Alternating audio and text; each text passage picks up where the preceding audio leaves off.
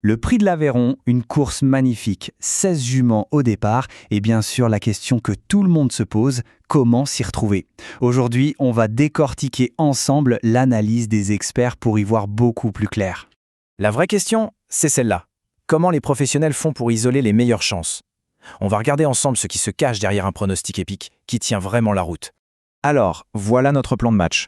On commence par le contexte de la course, on va ensuite zoomer sur les grandes favorites, puis les challengers. Après, on regardera les choix finaux des experts et on terminera avec des stratégies concrètes pour parier. Simple, logique et efficace. Allez, première étape, la course. Pour bien analyser, il faut d'abord comprendre le cadre. C'est la base de tout. Alors le rendez-vous, c'est le lundi 5 janvier 2026, et ça se passe sur l'hippodrome de Paris-Vincennes, le véritable temple du trot en France. L'enjeu financier n'est pas négligeable, 59 000 € d'allocation totale. Ça nous confirme tout de suite qu'on est sur une course importante, une course visée où la compétition va être rude. Et attention à la distance, 2850 mètres sur la grande piste. Ce n'est pas un sprint, c'est un vrai test d'endurance. Ça veut dire que seuls les juments les plus solides et les plus tenaces pourront prétendre à la victoire. Au départ, on a donc 16 juments, âgés de 7 à 11 ans. C'est un peloton bien fourni, ce qui rend le défi de trouver des 5 premières encore plus intéressant et bien sûr plus compliqué. Juste un petit rappel pour ceux qui découvrent, l'objectif du jour pour beaucoup de parieurs, c'est le fameux Quintet Plus. Le but du jeu, trouver les 5 premières à l'arrivée, si possible dans l'ordre exact. C'est le pari roi. Bon, allez, on entre dans le dur. Les favorites, celles qui, sur le papier, sortent clairement du lot. Et on va commencer par celle qui met absolument tout le monde d'accord. Là voilà, le numéro 15, Jasmine Deveau. Pour faire simple, c'est la jument à battre. La base logique, presque incontournable de n'importe quel ticket. Mais alors, pourquoi est-elle si forte? D'abord, son duo avec son driver, le grand Franck Nivard, est juste parfait. 100% de réussite ensemble en couplet gagnant. Ensuite, sa dernière course parle d'elle-même. Battue de rien du tout, d'un souffle, par une jument de très haut niveau. Bref, c'est la classe à l'état pur dans ce lot. Mais attention, évidemment, face à elle, il y a une rivale très sérieuse, le numéro 16, Joconde Sibet. Son principal atout, elle était préparée au millimètre près, spécifiquement pour cette course. Qu'est-ce qui la rend si dangereuse? C'est que cette course est un vrai objectif pour son entourage. Elle est au plafond des gains, ce qui veut dire qu'elle ne peut plus courir dans des catégories inférieures. C'est donc le jour J pour elle. Et n'oublions pas son passé au niveau semi-classique et sa pointe de vitesse finale qui peut faire très mal. Une cliente très sérieuse.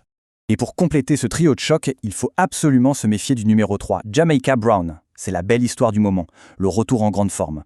Après une petite traversée du désert, elle vient de regagner de façon impressionnante. Sa dernière victoire a vraiment sauté aux yeux. En plus, elle adore ce parcours de Vincennes, elle y a déjà gagné. Et puis il y a le petit détail technique qui change tout. Elle sera déférée des antérieurs, une configuration dans laquelle elle est souvent encore plus performante.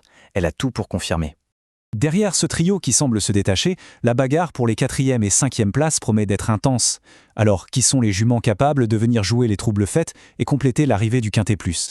On a plusieurs profils à surveiller de très près. Le 11, Jolie Star. C'est le talent pur, mais elle est un peu tout ou rien, capable du meilleur comme du pire.